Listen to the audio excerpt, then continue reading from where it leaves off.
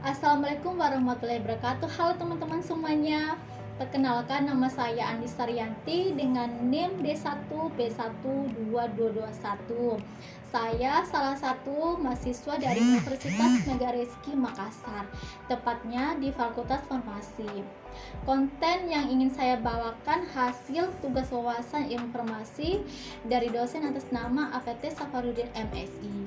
Nah, video kedua ini yang saya akan bawakan berkaitan dengan video sebelumnya ya teman-teman, yaitu peluang dan tantangan farmasi di masa depan.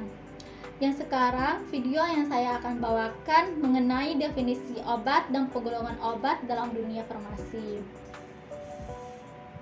Sebelum saya mulai, tolong berikan like dan subscribe ya teman-teman, agar semua teman-teman bisa menambah ilmu dan wawasan mengenai seputaran obat. Jangan bosan-bosan ya teman-teman mendengar penjelasan saya, tonton sampai akhir. Di sini pasti teman-teman tidak tahu apa sih itu obat. Obat adalah menurut Undang-Undang Nomor 36 Tahun 2009, obat adalah bahan atau panduan bahan termasuk produk biologi yang digunakan untuk mempengaruhi atau menyelidiki sistem fisiologi atau keadaan patologi dalam rangka penetapan diagnosis, pencegahan, penyembuhan, pemulihan, dan peningkatan kesehatan serta kontrasepsi untuk manusia. Apa saja sih penggolongan obat itu? Penggolongan obat dalam dunia farmasi, obat dikelompokkan menjadi beberapa golongan. Golongan yang pertama yaitu penggolongan obat berdasarkan jenisnya. Yang kedua, penggolongan berdasarkan mekanisme kerja obat. Yang ketiga, penggolongan obat berdasarkan tempat atau lokasi pemakaiannya. Dan yang keempat, penggolongan obat berdasarkan efek yang ditimbulkan. Yang pertama, penggolongan obat berdasarkan jenisnya. Penggolongan obat berdasarkan jenisnya menurut Permenkes RI nomor 949 Menkes nomor 6 tahun 2000, yaitu obat bebas adalah obat yang dijual bebas di pasaran dan dapat dibeli tanpa menggunakan resep. Bahkan juga dijual di warung-warung loh. Obat bebas biasanya digunakan untuk mengobati dan meringankan gejala penyakit. Tanda khusus untuk obat bebas adalah berupa lingkaran berwarna hijau dengan garis tepi berwarna hitam.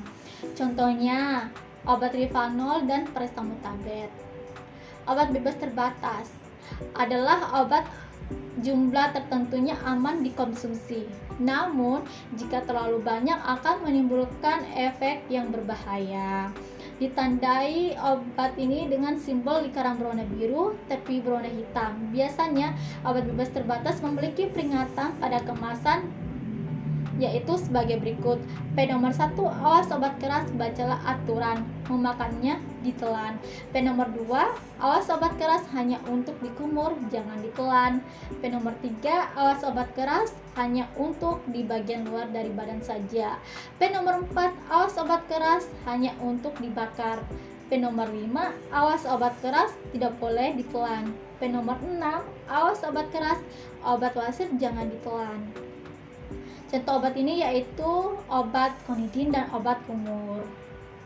Obat wajib apotik atau OWA adalah obat keras yang dapat diserahkan oleh apotek pengelolaan apotek tanpa resep dokter. Contoh obat ini yaitu asam mefenamat, ibuprofen, dan obat KB hormonal. Obat keras adalah obat berbahaya sehingga pemakaiannya harus di bawah pengawasan dokter dan dapat hanya diperoleh dari apotek, puskesmas maupun rumah sakit. Contoh obat keras yaitu amoxicillin dan erythromycin, merupakan golongan antibiotik keras secara peroral yang harus memakai resep dari dokter dan pengawasannya dari dokter. Obat narkotika dan obat psikotropika.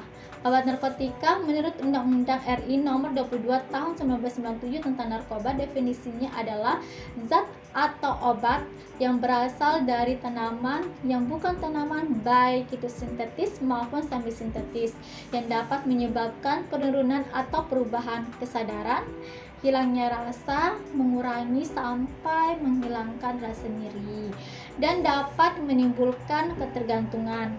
Harus diawasi dan dipantau ketat. Beli di apotek dengan resep asli, bukan di kopi resep ya. Contoh obat ini yaitu kodein dan morfin. Obat narkotika golongan 1 hanya dapat digunakan untuk kepentingan ilmu pengetahuan dan dilarang digunakan untuk kepentingan lainnya. Contohnya, tanaman Papiver somniferum L. Semua bagian termasuk buah dan jeraminya kecuali bijinya. Obat narkotika golongan kedua dapat digunakan untuk kepentingan pelayanan kesehatan atau pengembangan ilmu pengetahuan. Contohnya, morfin. Obat narkotika golongan ketiga dapat digunakan untuk kepentingan pelayanan kesehatan atau pengembangan ilmu pengetahuan. Distribusi obat diatur oleh pemerintah itu sendiri. Contohnya, kodein. Obat psikotropika menurut Undang-Undang RI Nomor 5 Tahun 1997 merupakan zat atau obat baik alamiah maupun sintesis, bukan narkotika berkhasiat psikoaktif melalui pengaruh selektif pada susunan saraf pusat yang menyebabkan penambahan khas pada aktivitas mental dan perilaku. Golongan 1, kegunaan hanya dapat ditunjukkan untuk ilmu pengetahuan, dilarang diproduksi dan digunakan untuk pengobatan. Contohnya, methamphetamine dan natulen dioksi. Golongan kedua, ketiga, dan keempat dapat digunakan untuk pengobatan asalkan sudah didapatkan. Contohnya diazepam, fenobarbital, dan lorazepam. Golongan yang kedua yaitu pengobat berdasarkan mekanisme kerja obat. Yang pertama, obat yang bekerja pada penyebab penyakit, misalnya penyakit akibat bakteri ataupun mikroba, contohnya antibiotik. Yang kedua, obat yang bekerja untuk mencegah kondisi patologis dan penyakit, contohnya vaksin dan serum. Yang ketiga, obat yang menghasilkan simptomatik gejala seperti meredakan nyeri, contohnya analgesik. Pegolongan yang ketiga yaitu pegolongan obat berdasarkan lokasi pemakaian itu obat sendiri. Yang pertama, obat dalam obat-obatan yang dikonsumsi per oral melalui mulut, contohnya tablet antibiotik dan paracetamol. Yang kedua, obat luar, yaitu obat-obatan yang dipakai secara topikal atau melalui tubuh bagian luar, contohnya sulfur salep atau kaladin. Oke teman-teman, itu saja yang saya sampaikan dalam video ini mengenai obat dan penggolongan obat dalam dunia farmasi. Semoga penjelasan ini lebih bermanfaat bagi untuk saya sendiri dan untuk teman-teman semuanya yang mendengarkan. Terima kasih. Wabillahi wa taufiq wa hidayah. Wassalamualaikum warahmatullahi wabarakatuh.